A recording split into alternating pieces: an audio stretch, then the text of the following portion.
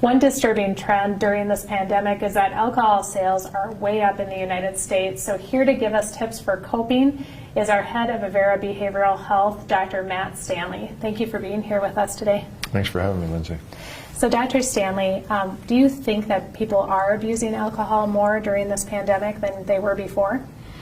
Well, I think all sources kind of point to that. There was a reference, and I'm not even sure I can quote it accurately, but a remarkable increase in alcohol sales. So I do believe that it is a way that people are choosing to cope with all the events that feel out of control right now. So what should somebody look for to know that they may be drinking too much? There's social drinking and some people who just like to have a drink once in a while, but where is that tipping point at?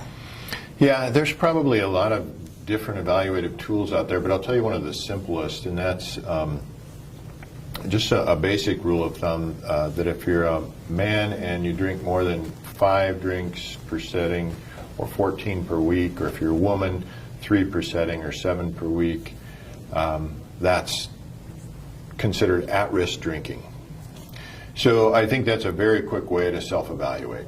I think there's other things that are concerning. You know, we have a quick kind of screen called CAGE. So that's issues like are you feeling guilty about your drinking? Do you wake up and need an eye opener? Meaning, are you going into withdrawal when you're not drinking over a very short period of time? So, is anyone upset with you about your drinking or concerned? So there are, I think those evaluative tools, they're available online, but certainly we have our own chemical dependency counselors too for those that are concerned.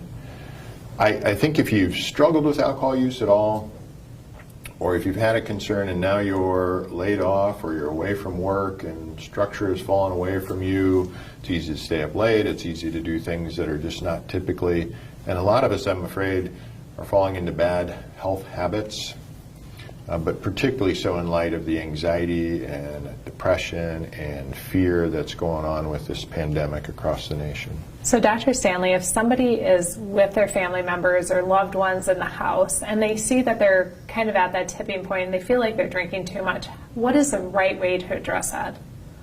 Well, I would start with a caring conversation. I think you have to be very careful in these interactions that it doesn't become a source of conflict.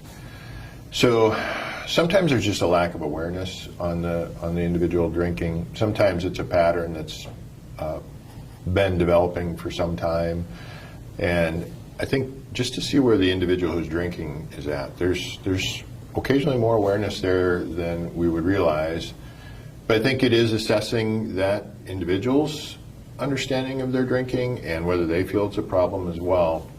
If you're in agreement, then I think it's appropriate to either set a plan for reduction or to seek professional help. And we continue to have our chemical dependency services available through Avera. That can be everything from inpatient all the way up to an inpatient facility. So you really don't have to make that decision yourself. If you are assessed by one of our counselors, we'll slot you into the right program. And there's other resources out there other than Avera. So those resources are available. If it's becoming more problematic and you're really not getting a positive response from the person who's drinking or using substances, I think you still need to reach out for professional help. These are difficult family dynamics, health issues to deal with on your own. So even to talk to a counselor, preferably a licensed chemical dependency counselor, about this and seek some help in how to intervene with that individual. So we just recently opened the Avera Addiction Care Center here in Sioux Falls. So if somebody's watching this and thinking, I need help, what's available there?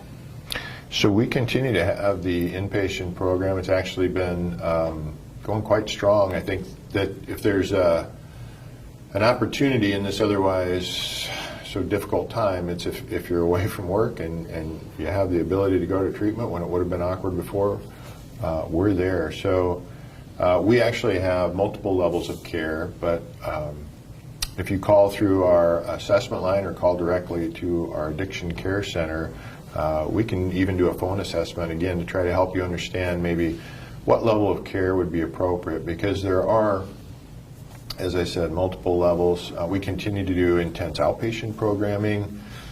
One of the things that I think is difficult with this pandemic is we have to continue to serve the community as we always have. We can't put every other disorder on hold while we deal with the virus. It sometimes is a very difficult balance for us in healthcare, but we know that those illnesses cause great morbidity and cause death every bit as much as COVID, maybe not as rapidly and maybe not in the numbers we're seeing right now, but we are continuing to address those mental health issues. And I am concerned, and I think we will see ramifications of this virus where I think we're going to be dealing with mental health and medical issues to a much greater degree over the next several months, even as the pandemic falls away. Important information today. You can get more resources at avera.org.